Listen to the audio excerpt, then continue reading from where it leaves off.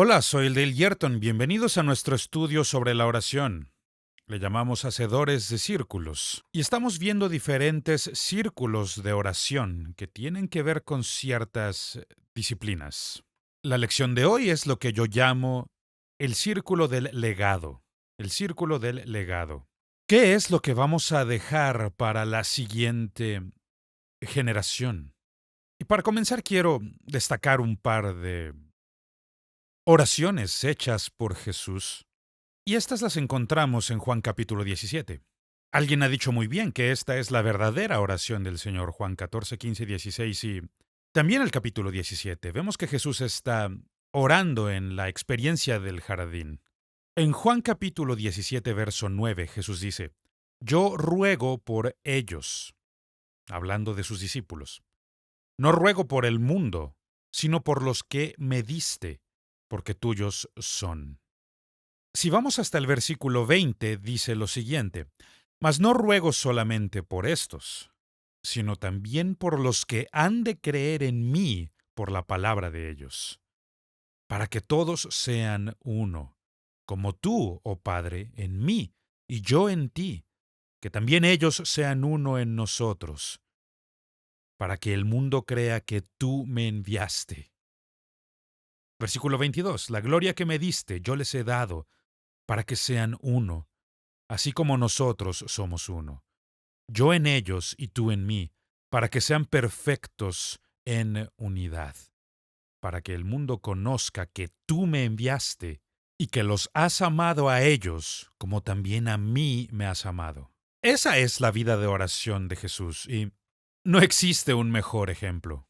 No solamente está orando por la situación presente, claro que ora por eso, pero también está considerando el futuro, orando por el futuro. Es lo que llamamos el punto número 1 sobre los sueños.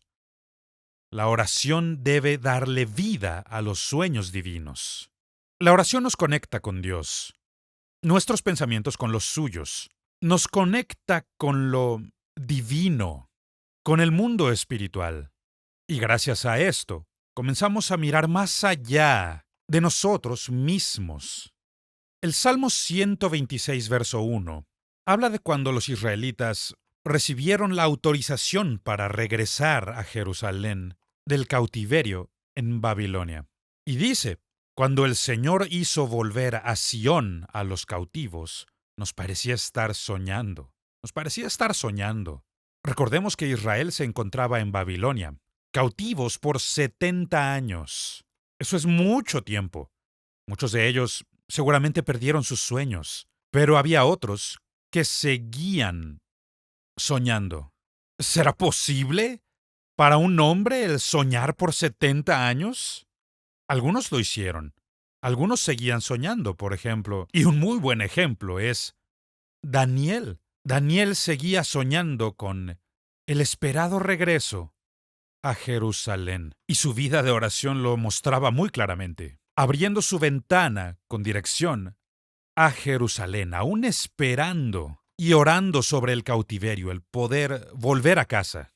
Pero la verdad es que en algún punto de nuestra vida, muchos de nosotros, la mayoría de nosotros, deja de vivir en la imaginación y comienza a vivir con los recuerdos. Eso es un error, amigo mío. Eso es un error. No cometas ese error.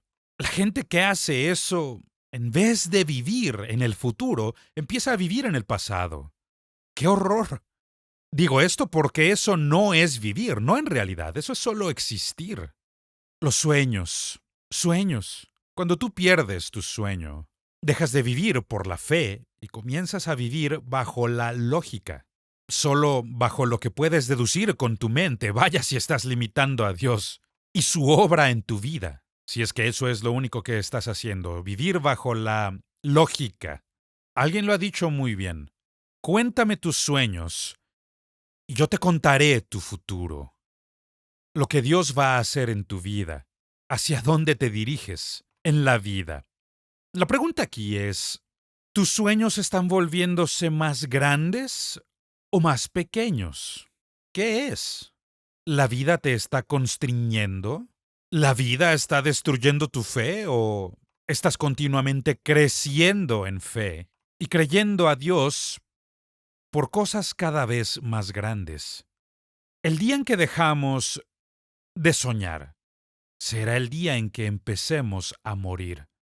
No hagas eso, amigo mío. Nunca dejes de soñar. No importa qué tan viejo seas, porque Dios no se ve limitado por el tiempo como tú o yo. Nuestras oraciones no se ven limitadas por el tiempo. No. Cuando nosotros empezamos a orar, eso abre nuestra vida al mundo espiritual, el mundo en el que Dios vive. Por eso yo te invito a no limitarte y a no vivir de las memorias.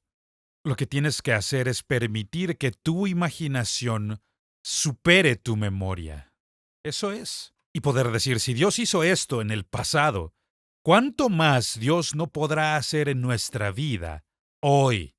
Y la segunda cosa que quisiera abordar en esta oración de legado es que la oración es una herencia que nosotros recibimos.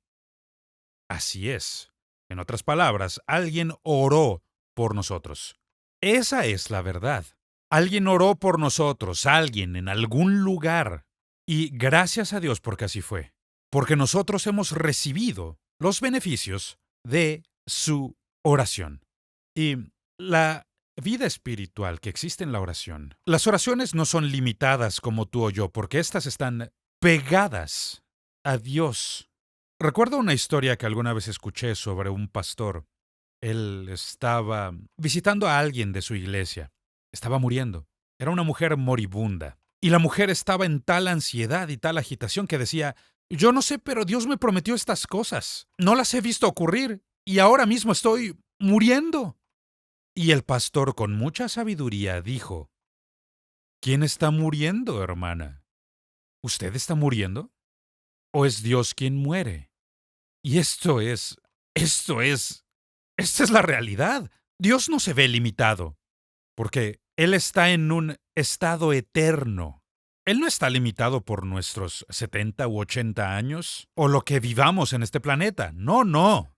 Cuando nosotros nos adjuntamos a Dios, ahora nos estamos añadiendo a la eternidad.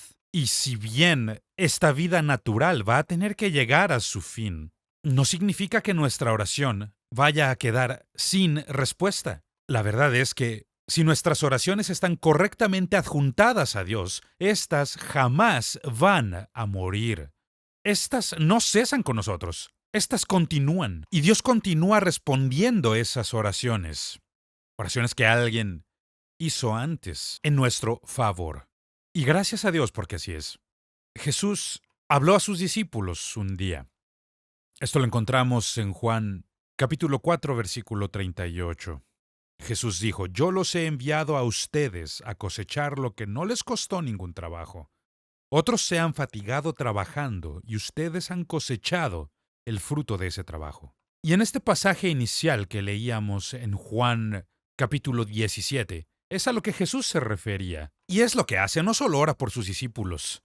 Él está orando por ti y por mí, por todos aquellos creyentes que habrán de llegar en el futuro. Y Él está orando por nosotros. Sus oraciones están siendo respondidas todavía, hoy. Y eso es lo que ocurre. Alguien ha orado por nosotros y nosotros cosechamos el fruto de eso. Vamos a pensar en la oración como un granjero que está plantando semillas. Cada oración es como una semilla que estás plantando en el suelo. Orar es como plantar semillas y posteriormente descubrirás que la vida se encuentra en esa semilla. Es ahí donde está la vida, y mientras tú plantas esa semilla, la semilla empieza a germinar, brotar y crecer. Nueva vida comienza a aparecer. La semilla que nosotros pusimos en el suelo desaparece en la tierra por una temporada, pero después reaparece con una nueva forma de vida. ¿A qué nos referimos con una nueva forma de vida? Puede que hayas puesto una semilla café en el suelo, pero una hoja verde empieza a aparecer desde ahí. Nueva vida aparece de esta semilla. Y es exactamente así en la oración. Y regresando a lo que comentamos sobre Jesús, diciendo a los discípulos, ustedes han entrado en sus oraciones. Jesús lo dice en Juan 4:36. Ahora, tanto el sembrador como el segador se alegran juntos. Se alegran juntos. Somos parte de la misma cosecha. Esto no comenzó con nosotros y tampoco va a terminar con nosotros. Nosotros somos parte del reino de Dios. Lo que Dios está haciendo no solo aquí en el planeta Tierra y tampoco solo en el cielo, sino lo que Él ha estado obrando desde el pasado, al presente y hacia el futuro. Dios está continuamente operando en nuestra vida. Entonces, nosotros cosechamos los beneficios de eso. Y la verdad es, para nosotros hoy, que hay ciertas oraciones esperando a que alguien esté de acuerdo con ellas. Tengo un amigo pastor que me contó una historia sobre su madre, una mujer muy piadosa, y cómo un día ella oró por sus hijos. Recuerda cómo ella oró por ellos, cuando eran niños todavía. Él tenía un hermano mayor que atravesó ciertas dificultades en la vida y se hundió en el alcohol como una solución. Se convirtió en alcohólico y por unos 20 años de su vida, él estuvo viviendo en un estado perpetuo de embriaguez. Y como todos sabemos, la embriaguez acarrea toda clase de problemas. Pero mi amigo me contaba, recuerdo a mi madre orar una y otra vez por su salvación, por su redención, por su recuperación. Y él dijo, mi madre lleva muerta ya varios años. Pero un día me puse a pensar en esa oración. Y me dije a mí mismo, Jesús, tú dijiste que si dos de nosotros nos poníamos de acuerdo en algo, tú lo harías en el cielo. Y mi amigo me contó que lo que hizo fue entrar en completa alineación con la oración, armonía con la oración de su madre. Y dijo, comencé a hacer las oraciones de mi madre por mi hermano. Y hablamos de algo que requirió mucho tiempo. El hombre ha sido alcohólico por unos 20 años. Su madre lleva muerta unos 15 años, por lo menos. Y mi amigo me dice, y cuando yo estuve en armonía y alineado con las oraciones de mi madre, y comencé a orar conforme a todo lo que yo había escuchado orar, una y otra vez, en una sola semana, su hermano le llama por teléfono y le dice, ¿puedo hablar contigo? Y comienza a abrir su corazón. Y el resultado final fue que halló liberación de su alcoholismo. Encontró victoria sobre las cosas que lo habían afectado. Y encontró el camino de vuelta a Dios otra vez. Y eso es lo que estoy diciendo. Hay oraciones que simplemente están esperando a que alguien esté de acuerdo con ellas. Eso es lo que Jesús dijo en Mateo 18:19. Además les digo que si dos de ustedes en la tierra se ponen de acuerdo sobre cualquier cosa que pidan, les será concedida por mi Padre que está en el cielo. Vaya, Jesús llama esto las oraciones que atan y desatan. Cualquier cosa que ustedes aten en la tierra será atado en los cielos, y cualquier cosa que ustedes desaten en la tierra será desatado en los cielos. Y esta palabra atar literalmente significa un lugar de contrato sobre algo. Bien sabemos que en un contrato se tienen dos o a veces más partes que acuerdan ciertas condiciones y firman el contrato. Eso es lo que el cielo espera que tú y yo hagamos, que nosotros estemos de acuerdo y oremos por la necesidad, sea cual sea en nuestra vida. Job, el libro más antiguo de la Biblia. Job 22:28. Dice así, tendrás éxito en tus decisiones y en tus caminos brillará la luz. Estas son palabras maravillosas. Por eso yo te reto a no solo recibir esas oraciones, sino a estar en acuerdo con ellas. Acuerda con otros, orando, no solo con aquellos que están con nosotros, sino con aquellos que estuvieron antes que nosotros. Ora sus oraciones y cuando lo hagas, cuando entres en acuerdo con ellas, entran en un acuerdo juntos, están en un contrato y van a ver cómo hay respuesta a esas oraciones. Ahora la tercera cosa que quiero discutir con ustedes. La oración es más que un sueño divino, la oración es mucho más que una herencia que nosotros recibimos. La oración es un legado que dejamos para las generaciones futuras. Eso vimos en la vida de oración de Jesús. ¿Recuerdas que mientras Jesús está orando, sus palabras, Padre, que ellos puedan ser uno en nosotros, así como tú y yo somos uno, que la gloria que tú me diste, eso quiero darles, que el mundo pueda creer que tú me has enviado? Porque la oración es como una semilla, la semilla que tú y yo estamos plantando para la próxima generación. Estamos orando por futuras generaciones. Estamos bendiciéndoles. Estamos plantando la semilla en el suelo para el futuro.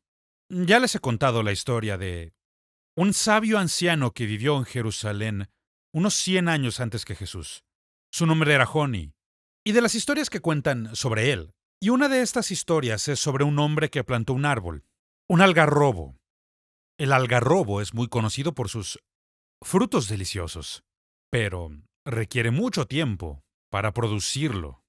Así que en esta historia, Joni le pregunta al hombre, ¿cuánto tiempo va a tomar para que este árbol producir fruto? Y el hombre le respondió, unos 70 años. Entonces Joni le hace otra pregunta y le dice, ¿tú crees que tú vivirás lo suficiente como para comer este gran fruto? El hombre le responde lo siguiente. Esta es la respuesta del anciano. Mi padre plantó algarrobos para mí. Yo estoy plantando algarrobos para mis hijos. ¡Qué grandiosa respuesta!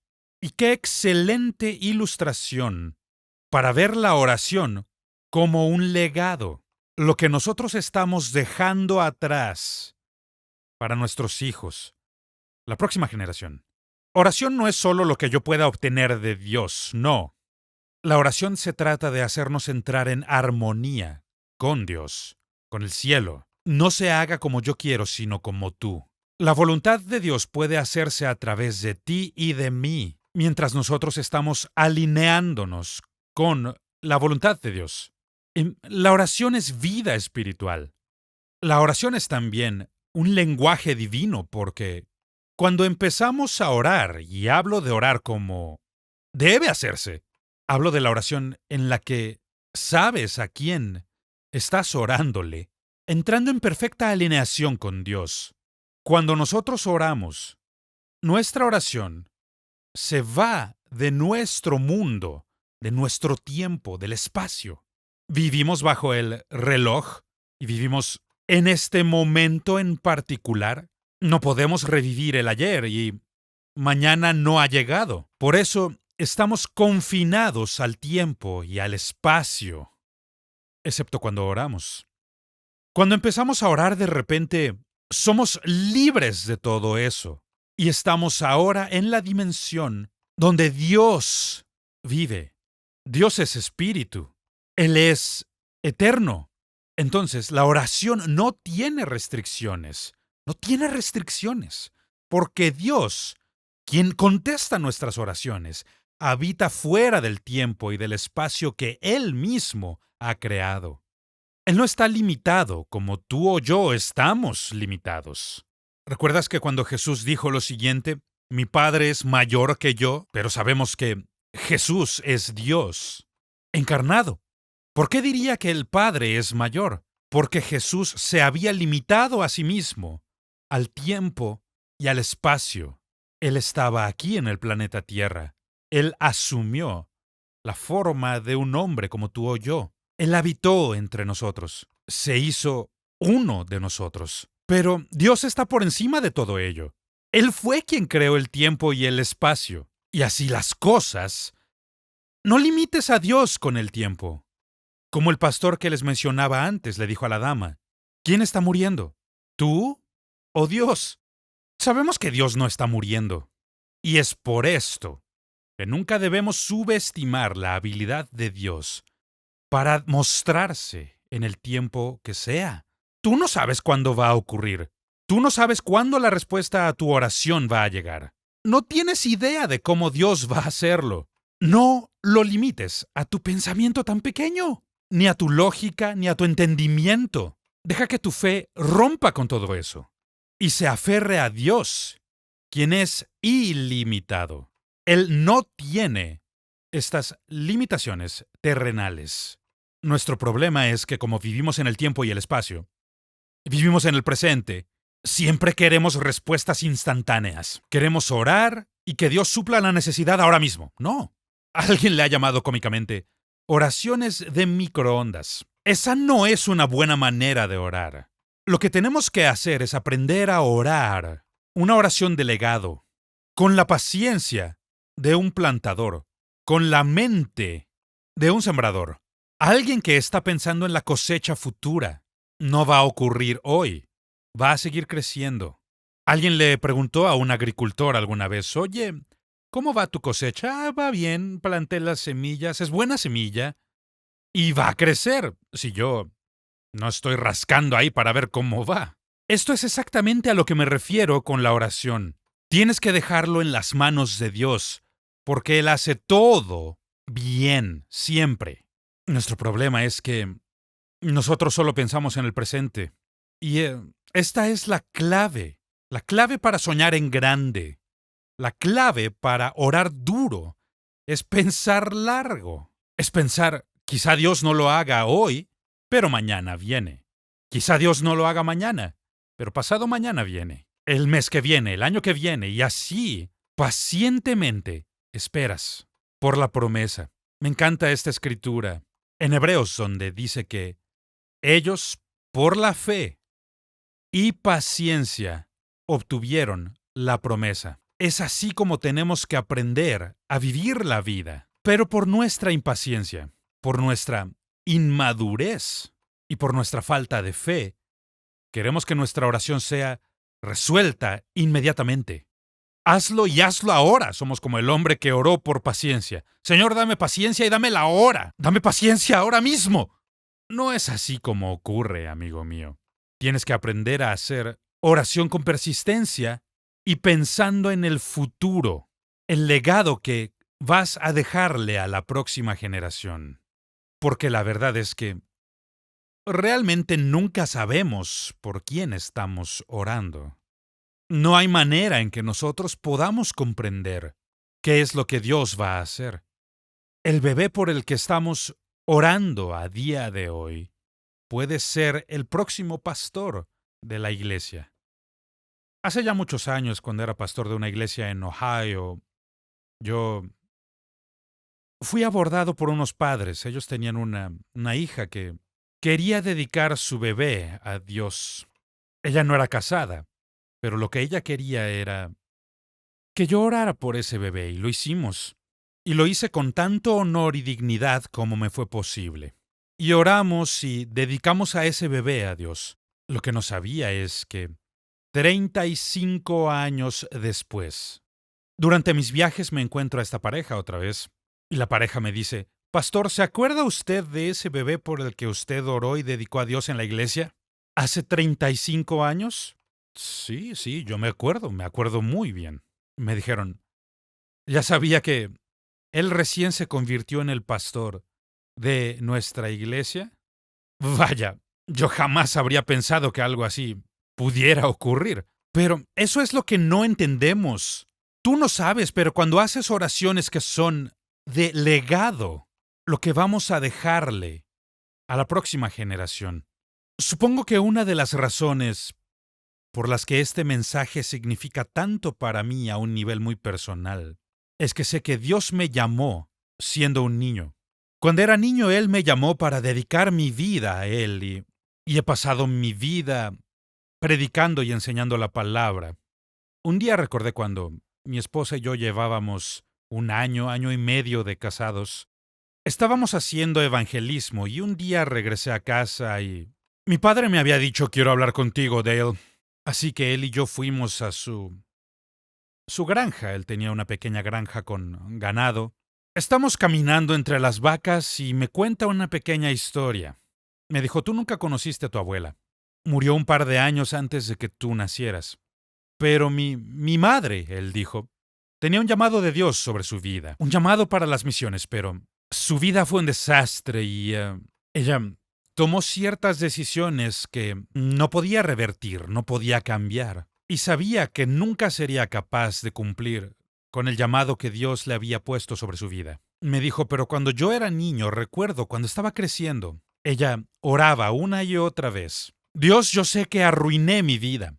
Sé que nunca podré cumplir con el llamado que tú has puesto sobre mi vida.